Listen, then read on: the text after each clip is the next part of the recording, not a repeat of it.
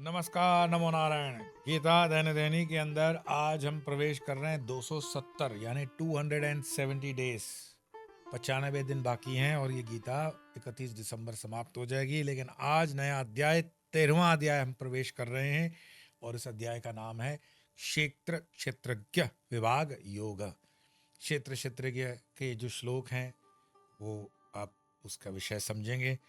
पहले तो प्रारंभ करते हैं 2 श्लोकों से और आज के श्लोक होंगे प्रथम और द्वितीय। पहला दूसरा श्लोक भगवान उवाच है।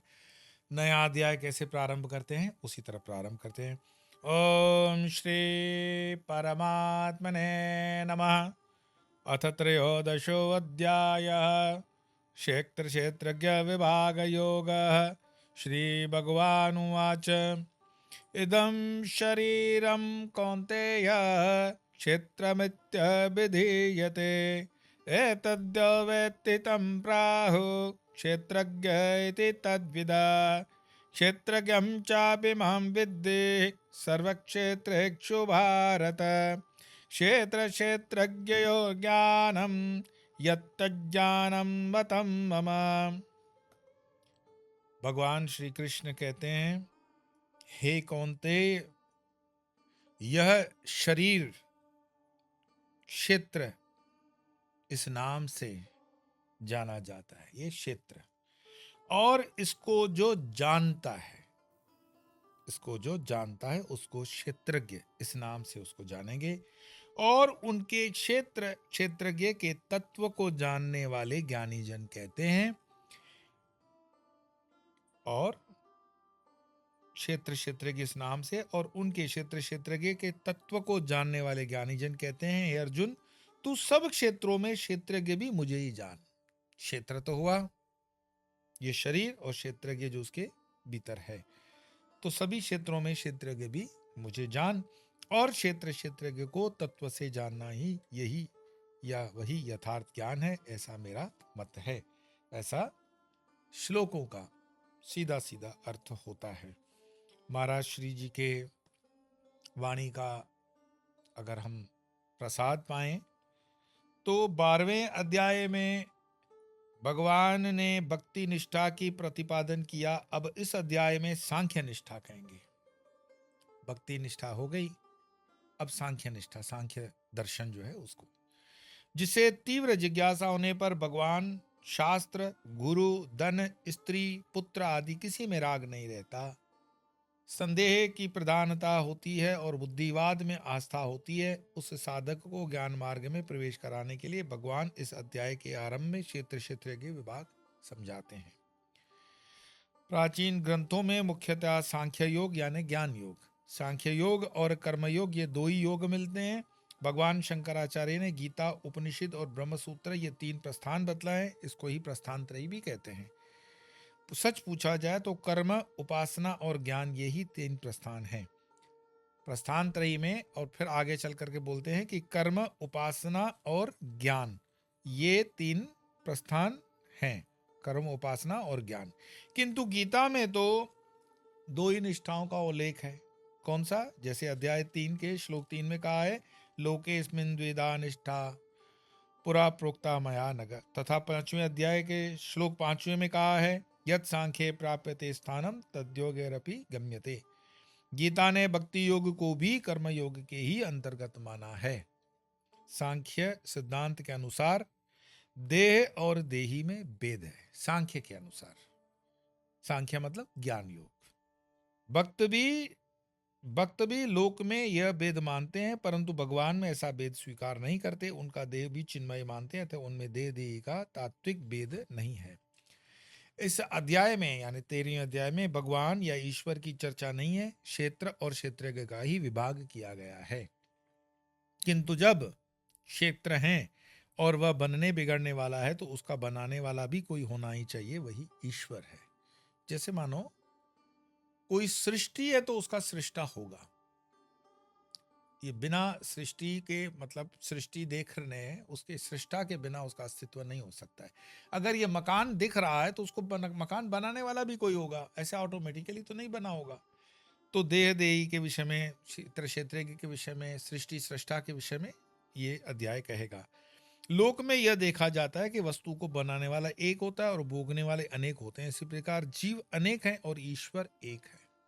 माँ है, घर का भोजन बना रही है, दाल भी उसने बनाई, चावल भी उसने बनाया, लेकिन बच्चे पा रहे हैं, पति पा रहे हैं, देवर पा रहा है, सास पा रही है, ससुर पा रहा है, बनाने वाली एक ही वही स्त्री थी। इसी तरह इस चीज को बताते हैं कि ईश्वर एक है, पाने वाले उसके अनेक हो सकते हैं।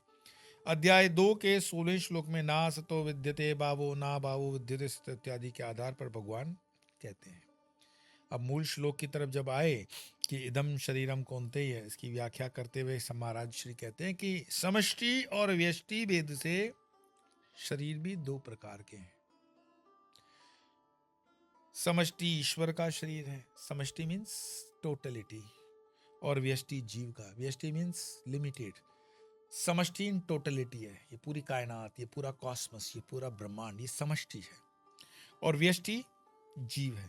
इस दृष्टि से विराट हिरण्य गर्भ और अव्याकृत अथवा पृथ्वी जल तेज वायु और आकाश ईश्वर के शरीर हैं, तथा स्थूल सूक्ष्म और कारण ये जीव के शरीर हैं। श्री कृष्ण ईश्वर है और अर्जुन जीव है, अतः अपने और अर्जुन आदि के समस्त शरीरों को दृष्टि से कह रहे हैं, और यह शरीर अर्थात दृश्यमात्र क्षेत्र है।